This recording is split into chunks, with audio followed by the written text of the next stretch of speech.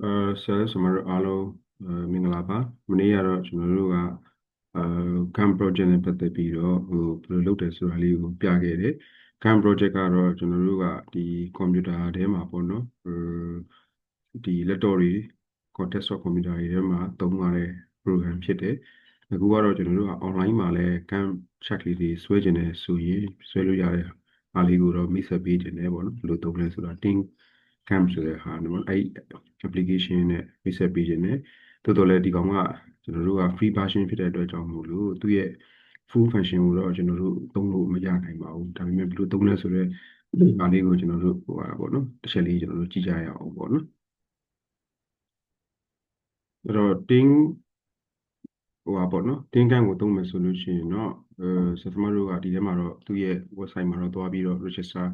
လုပ်ထားရမယ်ပြီးရင်တော့ free plan ကိုရွေးထားပါတော့ဒီမှာတော့ကျွန်တော်တို့ကဒီ Try Premium ဆိုတဲ့ဟာပေါ့လေအဲ့ဒါကတော့ကျွန်တော်တို့သူ့ရဲ့ full function သုံးကျင်တယ်ဆိုရင်တော့ဝယ်ရတဲ့ဟာပေါ့နော်စီးကြည့်ပါတယ်တကယ်တော့တကယ်တမ်း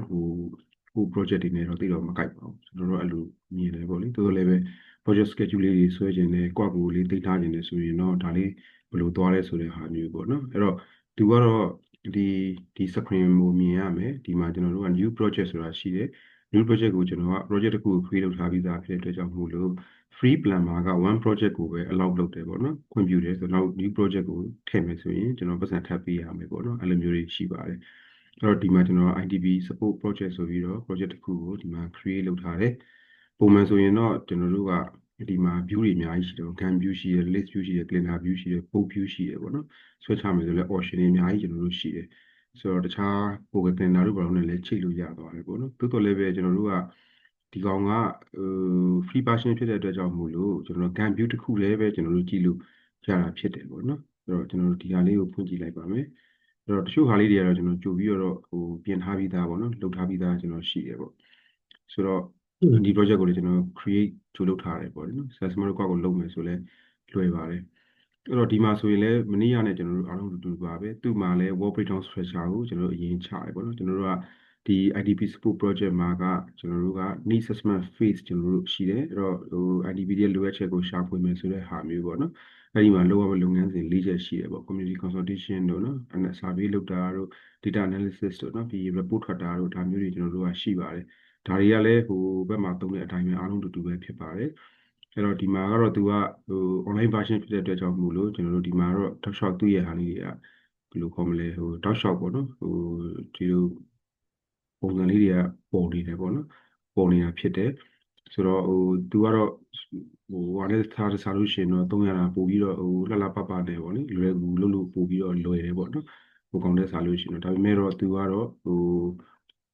့စင်မပြေတာကတော့free internet ကျွန်တော်တို့ကမဖြစ်မနေရှိဖို့လိုတယ် internet မရှိရင်ဘာမှလုပ်မရတဲ့သဘောမျိုးပေါ့နော်အဲ့လိုမျိုးကျွန်တော်တို့ဖြစ်သွားတယ်ပေါ့နော်သူ့မှာက view နှစ်ခုရှိတယ်ဆိုတော့ဒီကောင် cam check ကိုဒါကတော့ကျွန်တော်တို့နောက်ပိုင်းထွက်တဲ့ version ပုံစံမျိုးပေါ့နော်အဲ့ကနေပြီးတော့ကျွန်တော်တို့ကclassic ပုံစံနဲ့ပြောင်းကြည့်မယ်ဆိုလည်းရတယ်ဒါဘယ်လိုပုံစံပဲလုပ်ကြည့်ပေါ့နော်အဲ့ဒါမျိုးဒါရတယ်ဒါ classic ပုံစံပါအဲ့တော့ classic ပုံစံမှာကျွန်တော်တို့ကဒီမှာ community consultation ဆိုရင်လည်းဒီတိုင်းပဲကျွန်တော်တို့ဒီရဲကိုသွားမယ်ကျွန်တော်ရက်တွေကျွန်တော်တို့သတ်မှတ်မယ်ပေါ့နော်ရက်တွေသတ်မှတ်ပေးမယ်assign တွေကျွန်တော်တို့ချပေးမယ်ပေါ့နော်စသဖြင့်ပေါ့အဲဒီဟာလေးတွေကျွန်တော်တို့လုပ်လို့ရတယ်ပေါ့လေနော်အဲ့တော့သူ့အောင်မှာလည်းထပ်ပြီးတော့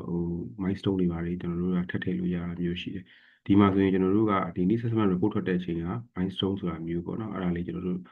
့လုပ်ထားတာကျွန်တော်တို့ရှိပါတယ်ဆိုတော့သူကတော့တကယ်လို့ကိုကဒီလိုမျိုးပေါ့နော် phase တစ်ခုကို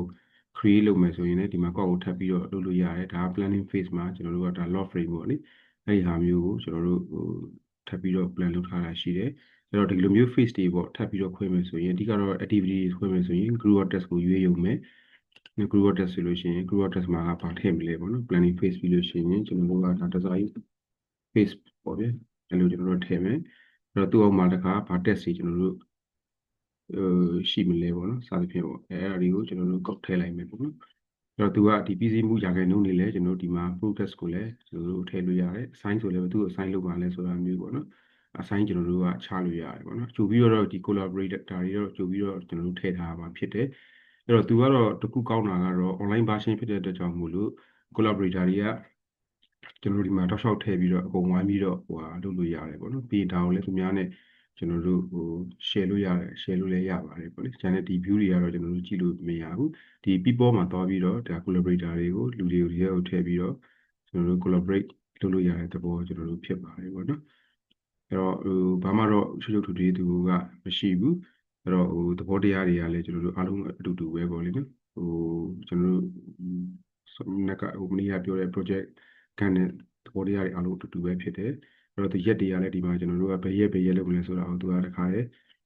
ဆွဲသွားလို့ရတယ်ပေါ့လေကိုယ်နဲ့ကိုယ်နော်ဆွဲသွားလို့ရတယ်ဆိုတော့ပို့ပြီးတော့သူကလွယ်တဲ့သဘောမျိုးပေါ့နော်အဲ့ဒီဟာလေးတွေတော့ကျွန်တော်တို့ရှိနေတယ်ပေါ့နော်ဒီဟာတွေကိုလည်းကျွန်တော်တို့ပြီးမှတေချာပြန်ပြီးတော့ define လုပ်တာတွေပါလေကျွန်တော်တို့ကလို့ရတဲ့သဘောပေါ့နော်အဲ့တော့ project ရဲ့ setting ကိုလည်းဒီမှာဝင်ပြီးတော့ပြင်လို့ရတဲ့သဘောပေါ့လေဒီ project ဘယ်ကစမယ်သူ့ရဲ့ဟာတွေကဘာတွေရှိတယ်ဆိုတဲ့ဟာမျိုးပေါ့နော်တခါလေဒီနဲ့ပတ်သက်တဲ့ file တွေအကုန်လုံးသွားလို့ရတယ်ပေါ့နော်ဒီကောင်ကတော့ဟာနဲ့မတူတာကတော့ Gantt project နဲ့မတူတာကတော့ Gantt chart တစ်ခုတွေမကောက်ဘူးပေါ့နော် team collaboration တို့အဲဒီပုံစံမျိုးတွေပေါ့ဒါတွေအားလုံးကိုလည်းဒီမှာကျွန်တော်တို့လုပ်လို့ရတယ်အားလုံးဝိုင်းပြီးတော့